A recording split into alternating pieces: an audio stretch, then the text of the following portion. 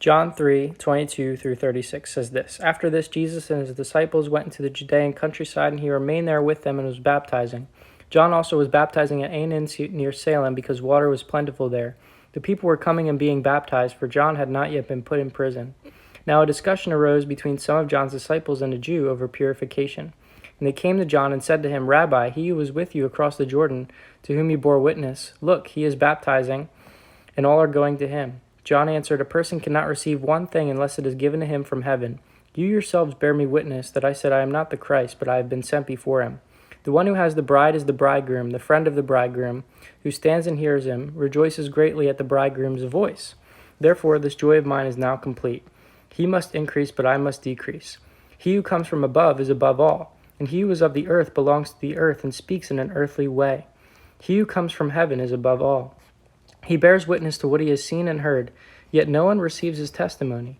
Whoever receives his testimony sets his seal to this, that God is true. For he whom God has sent utters the words of God, for he gives the Spirit without measure. The Father loves the Son and has given him all things into his hand.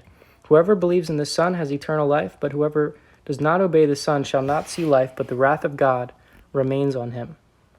What we learn from this chapter is how John the Baptist was humble and an example for us to follow.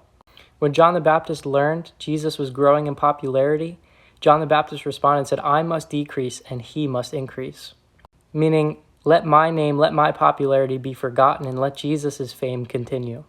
Jesus gives an analogy and says he's like the friend of the groom. When they get married, the friend gets so joyful just seeing his friend accomplish his purpose.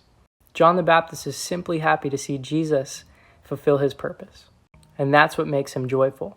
He explains that Jesus came from heaven and he speaks in a heavenly way, not an earthly way.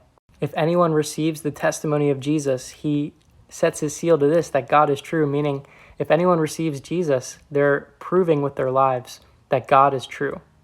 For Jesus is the one who gives the Spirit without measure. The Father loves the Son and has given him all things into his hand, meaning that Jesus has all the authority of the Father with him. What John the Baptist is doing is he's exalting and he's glorifying God, and that's what's keeping him humble.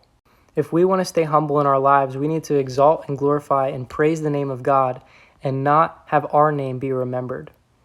The more we connect to Christ, the more humble we'll be because we'll be under him instead of trying to put ourselves over him.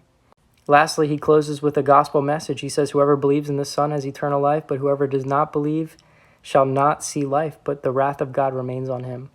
If you accept Christ, you're saved. If you reject Christ, you're going to experience God's wrath in hell.